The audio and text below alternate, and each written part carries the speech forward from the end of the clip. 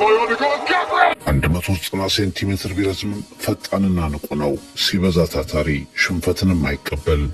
አሁን አብስቶ በማይደፈረው የመድፈኞቹ የተከላካይ መስመር ሌላኛው ግድግዳም ኳስ ሲጀምር በቅጥነቱ የተገፋ ለመከላከል አይሆንም የተባለ ወደ ፕሪሚየር ሊጉ ሲመጣም ያልተጠና አደገኛ ጨዋቱ መልሶ ለአርሰናል ስጋቱ የተባለለት በጥቂት የውድድር ዓመታት ግን የአርሰናልን ድንቅ መከላከል ከፈጠሩ መሪዎች መካከል አንዱ ታዳጊ ያለ ኳስ በጭንቅላቱ ለመንካት የሚፈራ አሁን የጭንቅ ሰዓት ጎሎችን በጠንካራ የግንባር ኳስ ከመረብም ያለትም ራሱን በፍጥነት ካይነክ የቡድኑ ተጫዋቾች መካከል ያስቀመጠ ታታሪ፣ ንቁ፣ ፍርሃት አልባ ያለውን ያለ ንፍገት የሚሰጥ የመድፉ መከላከል ምስል ጋብርኤል ማጋሌሽ በትሪቡን የኮከቦች ገጽ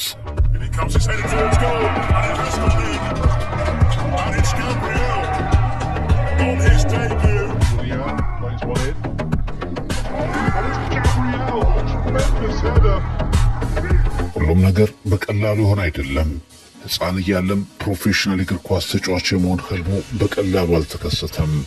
ሳይጀምር ሊጠናቀቅ እጅ ሊሰጥ የተቃረበ የእግር ኳስ ጉዞን ተጋፍጧል። የብራዚል በርካታ ክለቦችን በር አንኳኩቷል። አንዳቸውም ትመጥናለህ የሚል መልስ ሊሰጡት ፈቃደኛ አልሆኑም። ደጋግሞ ሞከረ፣ ደጋግመው አቱንም አሉት። በ14 ዓመቱ ላይ ከትውልድ ከተማው ውጭ ያለ ራቅ ያለ ክለብ አቫይ የተባለ ክለብ በ14 ዓመቱ ለዋናው ቡድን ባይሆንም የቡድኑ አባል አደረገው። የእግር ኳስ ክለብ ለማግኘት ከ700 ኪሎ ሜትር በላይ ከትውልድ ከተማው ሳኦ ፖሎ መራቅ ነበረበት። መገፋቱን የደመደመ አትችልም መባሉን ያቆመውን እግር ኳስ መጫወት እንደሚችል ያሳመነውን የሙከራ ዕድል ለማግኘት የሚወዳትን የትውልድ ከተማ ርቆ ጥሎ መሄድ ነበረበት። አቫይ እንደ ሌሎች የብራዚል ክለቦች ጋብርኤልን አትመጥንም አላለውም። በጥቂት ቀናት እይታ አዲስ የክለብ አባል ማግኘቱን አመኑ፣ ተቀበሉት። ከትንሽ የልምምድ ቀናት በኋላ ግን ጋብርኤል ማጋሌሽ ወደ ቤተሰቡ ወደ ሳኦ ፖሎ መመለስ ፈለገ። ከቡድን አጋሮቹ ከአካባቢው ጋር መዋሃድ አቃተው። የቤተሰብ ናፍቆት ፈተና ሆነበት። እናም ጥሎም ተመለሰ። ግን ደግሞ ለሱ ብዙ የሆኑለትን ቤተሰቦቹን ሕይወት ለመቀየር ትክክለኛው መንገድ ነውና በተለይ አባቱ ለወቅቱ አሰልጣኝ ዲዮጎ ፈርናንዴዝ ደውለው ማጋሌሽ ወደ አቫይ ኤፍሲ እንዲመለስ አድርጉ። ተመልሶ የእግር ኳስ ሕይወቱ ቀጠለ። የእግር ኳስ ፍቅርና ህልም ያላቸው ታዳጊዎች እንዲህ አይነት ፈተና በተለይ ሲጀምሩ ያጋጥማቸዋል። አቫይ ለጋብርኤል ዕድል ከነፈጉ በርካታ ክለቦች ተለይቶ አጋጣሚውን ሰጠው። በጣም ቀጭን ነበር፣ ግን ረጅም ግራግር ተጫዋች፣ ግን ደግሞ በትንሽ ጫና ኳስ የሚነጠቅ ጠንካራ ያልሆነ ኳስ በግንባሩ ደፍሮ የማይገጭ ተጫዋች ነበር። አንድ የተለየ ነገር እንዳለው እናምን ነበር። በመጨረሻ ውሳኔያችን ትክክል ሆነ።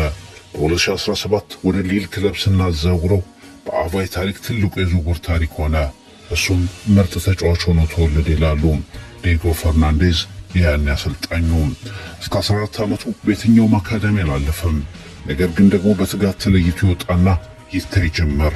ሌላኛው አሰልጣኙ ሚሊታኦ ኮስታ በወቅቱ ከነበሩ ሁለት በግራ እግር የሚጫወቱ ተከላካዮች አንዳቸውን ጋብርኤልን ወደ ዋናው ቡድን ለማስገባት ስንል አሰናብተናል። ሲጫወት ስመለከተው 18 ዓመት ሲሞላው ይሄ ልጅ በትልቅ ደረጃ ይጫወታል ነበር። በርትቶ እንዲሰራ ናፍቆቱን እንዲቋቋምና ወደ ህልሙ እንዲደርስ ድጋፍ ይደረግለትም ነበር ይላሉ ሚሊታኦ። አይናፋር፣ ቀጭን፣ ረጅም ደጋግሞ የእግር ኳስ ሜዳ ጥሎ ወደ ትውልድ ከተማው ሳኦ ፖሎ ለመመለስ የሚታገለው ጋብርኤል ማጋሌሽ ቀስ በቀስ በሜዳ እንቅስቃሴ ላይ መሻሻልን አሳየም።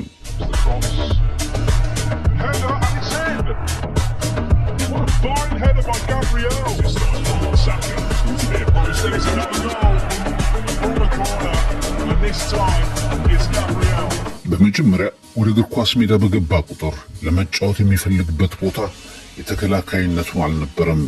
በሕይወቱ ሁሉ አብስቶ የሚያደንቀውን ሮናልዶ፣ ሉዊስ ናዛሪዮ ዴ ሊማን ለመሆን በዋና አጥቂነት መጫወት ፍላጎቱና ምኞቱም ነበር። ከ4 ዓመታት በኋላ ከዕድሜ ቡድኖች ወደ ዋና ቡድን ተሰላፊነት ገብቶ የመጫወት ዕድል ሲያገኝም አጥቂ ሆኖ ተጫወተ። የመጀመሪያ ጨዋታ ላይ የመጀመሪያ አጥቂነት ጎል አገባ። ከዚያ በኋላ ግን ሁሉ ነገሩ ቡድን ለመከላከል ተልዕኮ የሚመች ተጫዋች መሆኑ ታየ። በዚያ ሚናም እስካሁን አለም። አቫይ ወደ ብራዚሉ ሴሪኤ እንዳደገ የፈረንሳዩ ክለብ ሊል ጋብርኤል ማጋሌሽን ተመለከተው። 2017 ላይ